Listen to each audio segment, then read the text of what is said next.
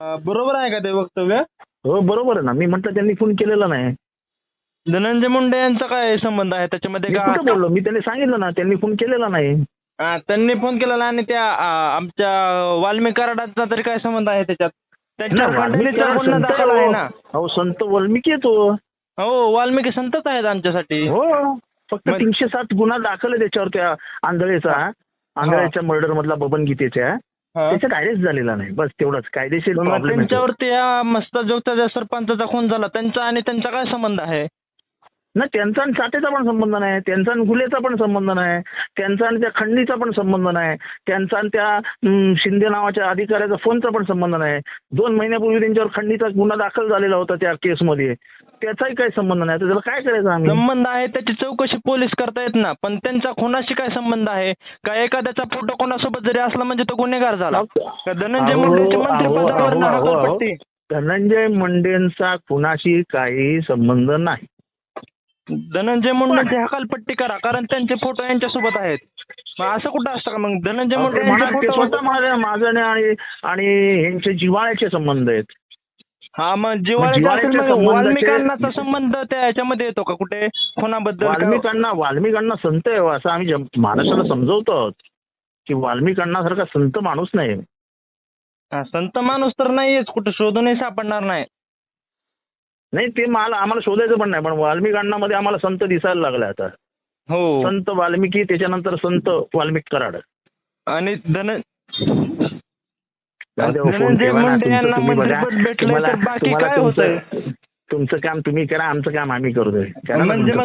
Hello, मग एखाद्या जर आमच्या समाजातला आपल्या मोठा नेता होत असेल तर त्याला खाली आपणच ओढायचं का? हो बरोबर आहे. ते तुम्ही तुमच्या नेत्याला पण समजवा की दुसऱ्याच्या मतदारसंघात जाऊन त्याची टिंगलटवाळी करायची नसते. मग तो आपल्या समाजातला आहे ना. मग जितेंद्र आव्हाड कधी आपल्या मतदारसंघात आले नाही टिंगलटवाळी करायला आपली. मतदारसंघात कशाला गेलो टिंगलटवाळी करायला?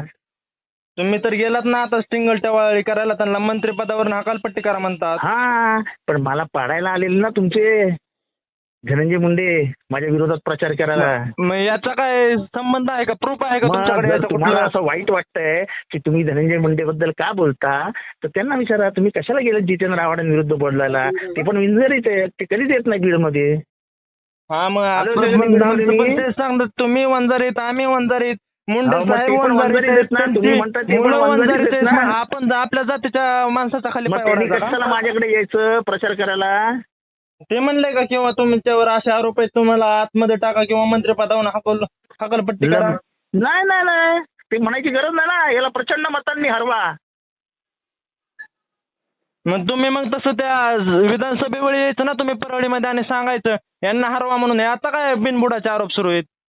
कशाला? तुमच्या माणसाने आरोप केले माझ्यावर की माझे पाय धरलेले, माझ्या इकडे येऊन रडत होता. मग त्याची उत्तर मिळतात अशी संधी मिळाल्यावर. विधानसभेत येऊनच सांगायचं ना, परळीमध्ये सभा लावायची ना. मी विधानसभेत येऊनच बोललो.